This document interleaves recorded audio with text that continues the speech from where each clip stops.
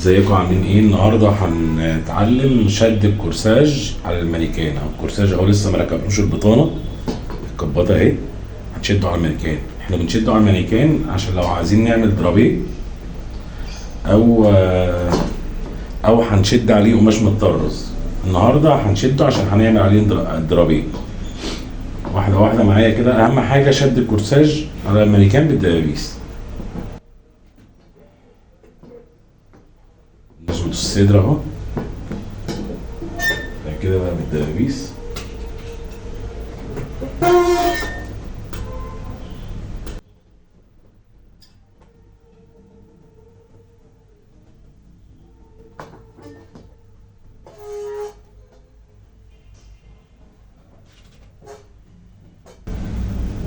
نحط الدبوس كده وكده ونرجعه تاني.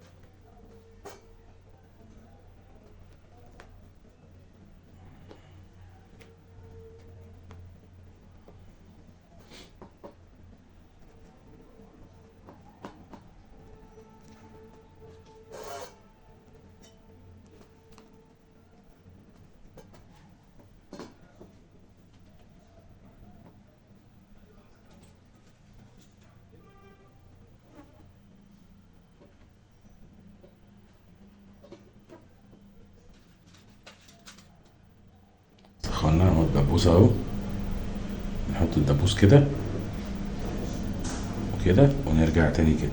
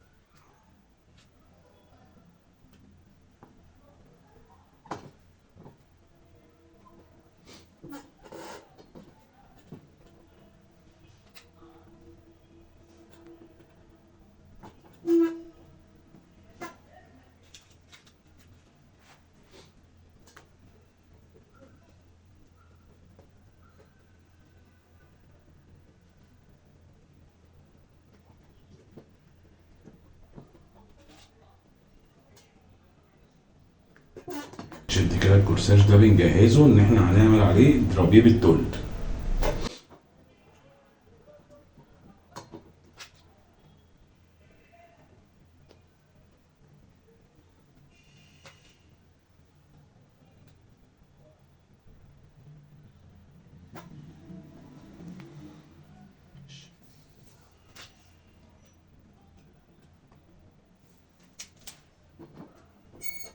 كتير ايه نصفي الكشكشه دي. طبعا عشان بصور فلازم يبقى في دبانه ناموسه كده يعني عشان ننبسط.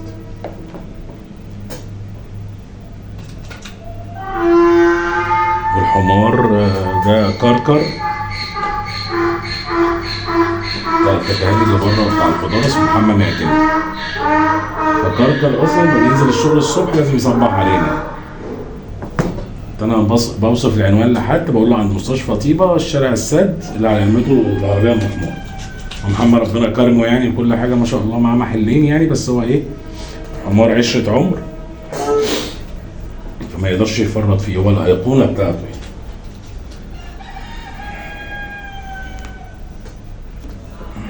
تقريبا بياخد رايه في كل حاجه، ما تفهمش في ايه يعني. فكركر بيتضايق لو اي حد عدى قال ربع بيكي بس.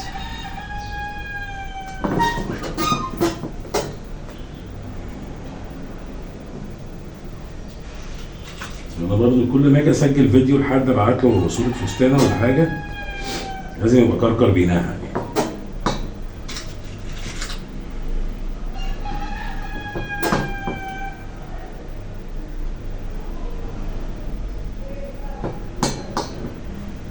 طبعا محدش يزهق من كتر الدبابيس، بس انت ايه، انت بتدبس المانيكان صح عشان خاطر ايه تعرف تشتغل. احنا خلاص خلصنا اهو الكتاف.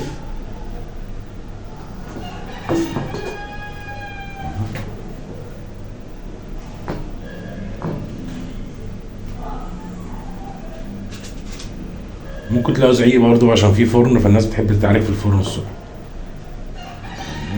عشان نبقوا متفقين بس.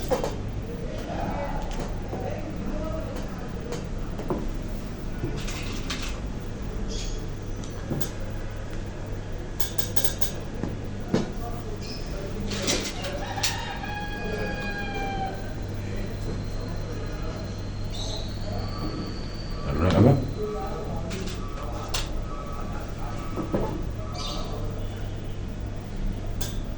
طبعا انا بحط الدبوس بالطريقه اللي انا هتخليني وانا بشيله بعد كده اشيله بسهوله يعني.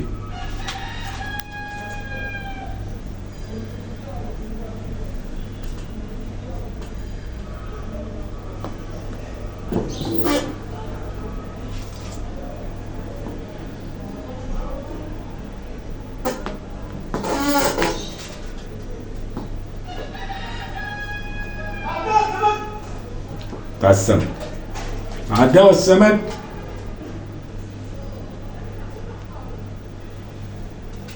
ده عشان انا هصور فيديو. الله يسهل للناس كلها.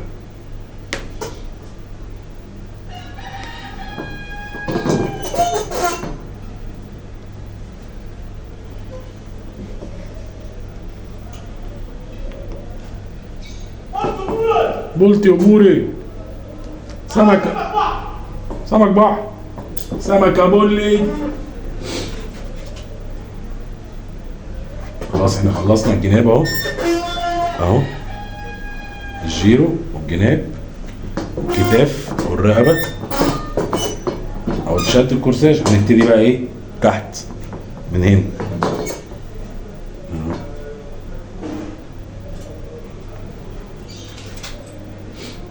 وبعد كده هوريكم بقى ايه شد الدرابيه التولي. طبعا اللي احنا بنعمله ده ان احنا بنعمل الحته ازاي اللي هي بتشوفوها في الاتريهات تبقى خالصه ازاي، الحاجه اللي تاكل عيش يعني، في نفس الوقت الحاجه تبقى متينه وتنفع في الايجار،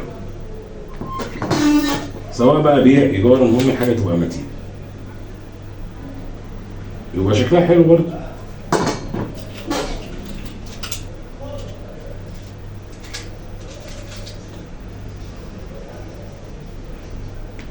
الكورساج ده الستان اسمه مارلين، بيتباع في المنشية.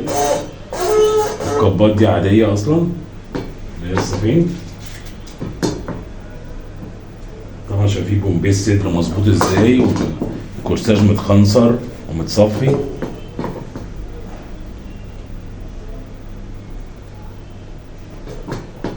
احنا اللي هنعمله عندنا هنا في القناة ان احنا هنعمل حته حته من اولها لاخرها، نشوف الحته بتتعمل ازاي من اولها لاخرها، عشان لو حد عايز يفصل عنده في الاتريه، حد بنوته لسه بتبتدي بتعمل مشروع جديد ليها، بتعمل براند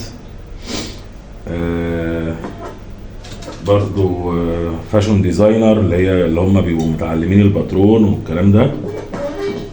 ف برضو التعليم في الكورسات حاجه والصنعه حاجه تانية. انت تبقى متعلم الصناعيه حاجه تانية. قشطه. هوريكم بقى ايه درابيه بيتعمل ازاي وبنعمل ايه تحت. بنجهزه للدرابيه. الكورساج بنجهزه ان احنا هنعمل عليه درابيه تول. طبعا انا درابيه تول انا بجهز له حاجه في الكورساج الاول من تحت. بحط لازق وشين. لازق الوشين ده بيتحط في الحتت اللي انا هعمل فيها درابيه، بحيث ان هو يمسك الدرابيه على الكورساج وعلى الفستان، بحيث الفستان لما يبقى متشال من على المانيكان، الكلام ده عشان اتلاقيات الايجار، يبقى الدرابيه ثابت ما يبقاش مركرك، يبقى الزبون شايف شكل الدرابيه ايه. عشان طبعا في درابيه ما بيبقاش متثبت زي ما انا عامل كده بلازق الوشين وبالقتاش والكلام دوت، واول ما بتلبس بيتشد على الجسم. بس احنا بنعمل الحاجه اللي تخلي شكل الحاجه تبقى يعني مريحه في الايجار والغسيل والتنظيف، وفي نفس الوقت الزبون يبقى شايف الحاجه ان مش كل الفساتين هتتحط على المانيكان. طبعا انا هعمل درابيه كده الجزء ده، وبعد كده هعمل درابيه كده يعني اكنه كروازيه. هعمل ده لزق وشين خفيف نقول عليه هابو اهو. طبعا لو عدى بتاع بيكيا ولا حاجه او زي ما اتفقنا كركرناها ما يعتبوش عليا. خلاص احنا اتفقنا دول ايه ابطال القناه. ماشي. دي بكره لزق وشين برضو بتتجاب من منشيه من عند محمد داوود، انا من اسكندريه، او من اي حد جنبك بتاع مستلزمات خياطه. انا بقى ابتدي ايه احط لزق وشين بجهزه تحت الاول.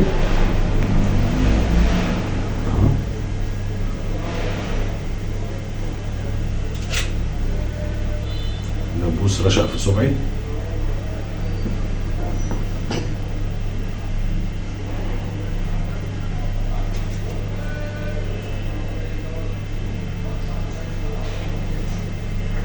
شايفين كده ولا ايه؟ ماشي هقرب لكم شويه.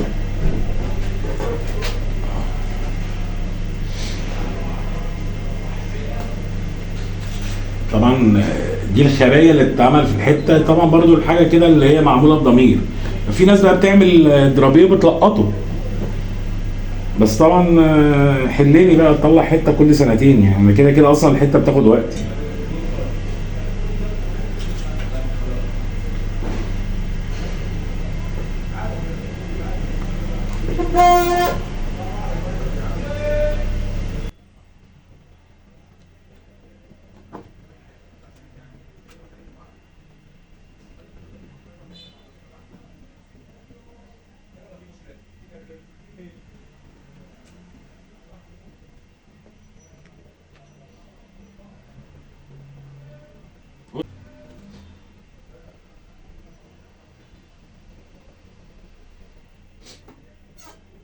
كده ايه ده الجزء اللي انا هعمل فيه درابيه كده.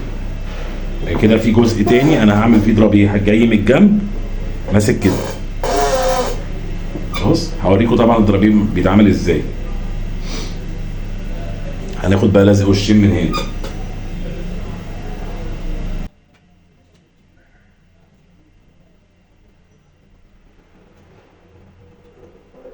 في ناس بتسالني على الانستجرام ليمون كله ميه يا جدعان، والله العظيم ثلاثة. انا قلت قناه ايه اللي انا اعملها على اليوتيوب؟ انا اعمل فرش في الشارع يا جدعان بتاع خضار وكله حلال ومية مية. ليمون يا اللي تخزني، ليمون كله ميه.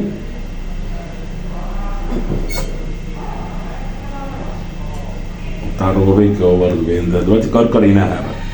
طبعا بتاع الربابيكي راكب عربيه بحمار، وكركر طبعا عنصري.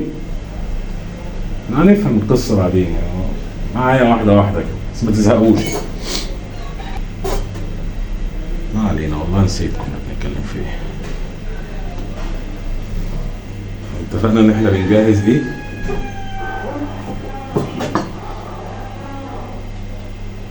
في ناس بتسالني على الانستجرام. اصلا انا عندي صفحه على الانستجرام هبقى انزل لكم اللينك بتاعها. كنت نازل عليها فيديوهات قصيره طريقه الشغل يعني، بس في تفاصيل ان طبعا الفيديو بتاع الانستجرام قصير فاللي هو الريلز، ففي تفاصيل ناس كتير قوي ما تعرفهاش. الحاجه بتتعمل ازاي وتبقى شكلها النهائي معمول ازاي، ويبقى شكله حلو ازاي. طبعا وفي ناس بتخش تنتقد تقول لك لا الدرابيه ما بيتلزقش وما بيتعملش مش عارف ايه، ده انت بتكروت، انت ما مش مشكله، المهم الحته بتطلع شكلها حلو في الاخر. وطبعا ده بيبقى يعني خبره شقه وخبره ان انت عايز تسلم شغل فاهم، وتبقى الحاجه برضو متقنه، ان في ناس كتير ما بتعرفش تعمل اللي انت بتعمله كده او ما بتعملش زيه يعني، فالدنيا شغاله اهي. كل ده احنا بنجهز للدرابيه التول اللي احنا هنعمله، بحيث ان انت لما تيجي تسلم حته شغل لصاحب الاتيليه هو ما يشيلش همها بعد كده. الدرابيه مفكوك، الفستان اتأجر مره الدرابيه يرجع له مفكوك، يرجع بقى يدور عليك انت عشان تعمل له الدرابيه. ان البنت اللي بتبقى شغاله عنده ما بتعملش درابيه، او الصنايعي اللي بيبقى شغال عنده يا دوبك هو هيعمل درابيه ولا هيضيق ولا هيوسع، فانت بتعمل اللي يريح اللي هيشتغل وراك او اللي هيأجر حته وراك. احنا بنتكلمنا في الاخر ان انت بتعمل بتتعلم صنعه، وفي نفس الوقت حاجه بتاعت اكل عيش تعلم منها البنات الصغيرين اللي هتشتغل من بيتها، هتشتغل اونلاين، فتبقى عارفه التفاصيل اصلا ايه الحاجه بتتعمل اساسها ايه. محدش بيوريك بقى الاساس اللي معمول ده ايه، في حاجات فساتين السواريه والكلام ده بيبقى المستخبي فيها كتير.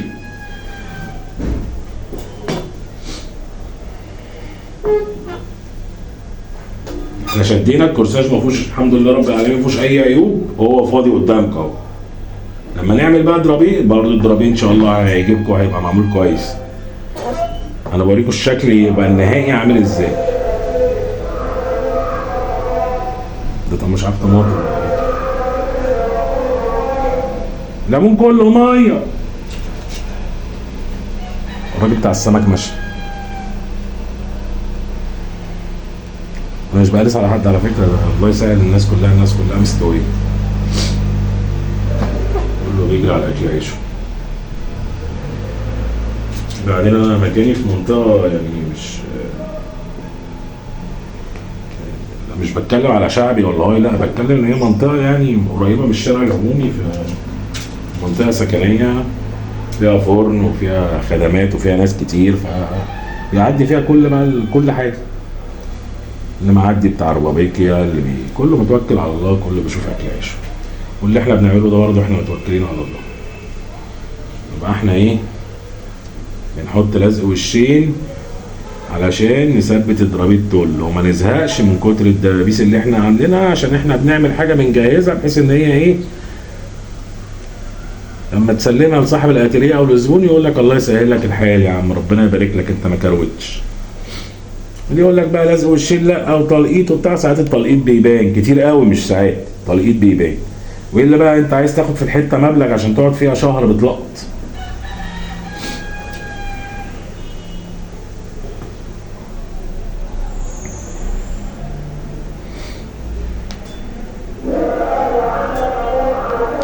الدنيا طبعا غليت وانتوا شايفين الدنيا عامله ازاي يعني. كله ميه. ده المفروض اول فيديو وتاني فيديو اللي انا هنزلهم في قناه اليوتيوب. معرفش انا نزلت فيهم غلط ولا ايه، مش مهم يا اخوانا اتعودوا على كده. تعالى يا عم.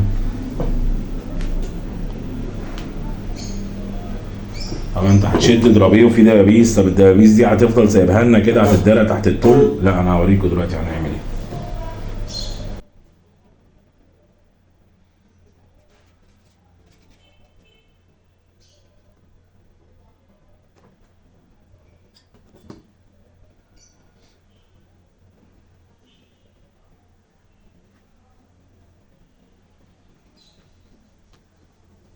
انا ما حطيتش هنا لزق وشين في الحته دي عشان الحته دي هتبقى فاضيه او هيبقى عليها تطريز يعني.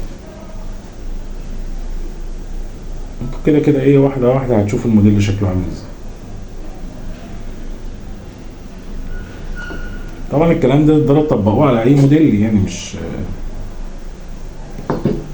طبعا لما تيجي نشتغل ده كده عشان انا هعمل درابيه تول. لما بتيجي تعمل يا عم اهدى يا عم بالليمون اللي عايز تخزن ده. اصبر يابا. لما بتيجي بتشد بقى الكورساج ده عشان نشد عليه قماش متطرز بقى، عشان ما نقصش القماش المتطرز ورسمته تبوظ. احنا بنلقطه، مفيش بقى لا لازق وشين ولا غيره، انت بتقعد تلقط تشوف العذاب يعني الوان، فاهم؟ بس الشغل بيطلع نضيف في الاخر. كل حاجه ليها حاجه، يعني مش مساله كسل، مساله الحاجه يطلع شكلها حلو ازاي. في الاخر ده فستان سواري رايحين بيه فرح، رايحين يفرحوا بيه يعني، او فستان خطوبه اللي هو بيقولوا عليه هاي سواري يعني. كده احنا ايه، حطينا لزق وشين في الحتت اللي احنا هنعمل عليها ايه، الدرابيه تل. طبعا الحاجات دي دلوقتي هوريكم بتتعمل ازاي. هننقل ده عند المكوه. السلام عليكم. هنلف ايه الستاند بتاعنا اهو كده. هنيجي هنا، عايز اوريكم بس نبعد ايديها شويه كده اهو. طبعا انا عشان اشيل الدبابيس دي، يا عم اخلق كده، خليك كده اهو. ايه ده بقى، بس انا عشان اشيل الدبابيس دي كده، فانا لازم ايه، اخلي ده ايه، يعضم يعني يلزق سن على الستان، يعني هسيحه سنه بالمكوه. هو المفروض بيلزق، ما احطش المكوه عليه يلزق فيه، لا انا بضرب من بعيد اهو. بص من بعيد، ما احطش ايدي تحت المكوه اتلسع عشان المكوه بتطلع بخار اهو.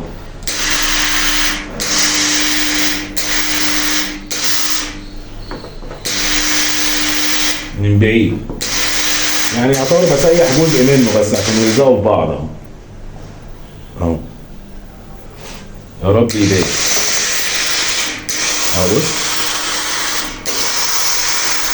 من بعيد، من بعيد، ما اعملش فقيق واروح ضارب دي كده، هتلزق كلها، وكل اللي انا حطيته دور الدبابيس على الفاضي اهو اهو. بصوا هتلاقي اللزق الوشين ايه، ساح سن. طبعا هو لما بنيجي بقى نلزق بنعمل عليه الدرابيه وبعد كده نشغل المكوى عليهم بيسيح خالص. النبي ما تجيب عليا بس انا ايه، معلق الستاند بتاعي صغير، معلقه في مانيكان تاني، والمانيكان التاني ملوش البتاعه دي فبيلف بقى اهو. بصوا حته مرخرخه اهي، بص اهو يجي عليها البخار اهي. لا ده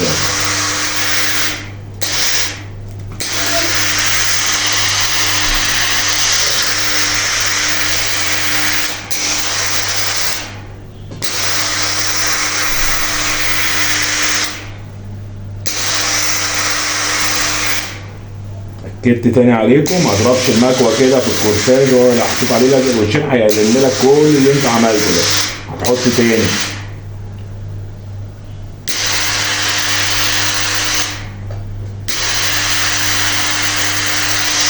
بنعمل كده عشان نشيل الدبابيس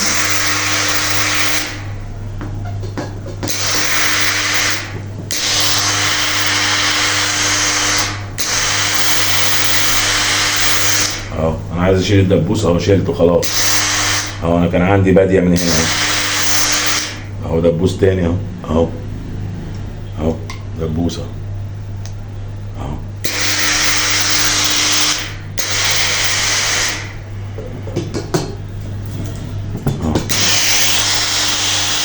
دبوس كمان اهو خلاص. لزق الوشين ايه، ساح سنه ولزق في ما بيبقاش لازق قوي يعني، بس هو عضم تحت. طبعا من بعيد حاجه، ولما تكبس عليه وانت حاطط عليه التل حاجه تانيه. هو بيبقى تحت التل وانت بتكبس، فبيلزق بقى التل وبيلزق كل حاجه. وطبعا في مرحله تانيه بعد كده، في كذا مرحله يعني. اتفقنا ان احنا بنمشي خطوه خطوه عشان تعرف الحته تتعمل ازاي. طبعا كل شيخ وليه طريقه، في معلمين طبعا بيعملوا الدرابيه ويلقطوه، في ناس بتشتغل بمسدس الاساس مسدس القتاش ده برضو من ابطال الصنعه يعني. اخواننا السوريين هم اللي علمونا نشتغلوا بيه ازاي. بس انت على حسب استعمالك بقى. يعني برضو ايه، انا بشتغلش بيه، في حاجات بشتغل بيه فيها وفي حاجات لا.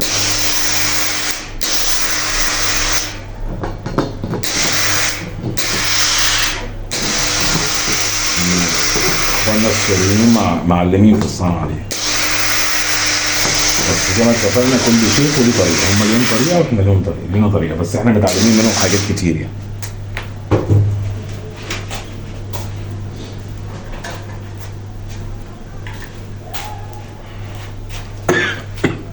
ده مسدس القتاش هو ده.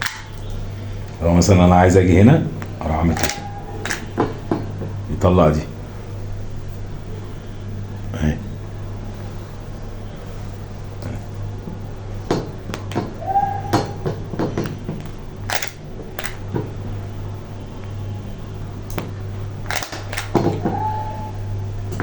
مثلا يعني انا بوريكم بس ايه،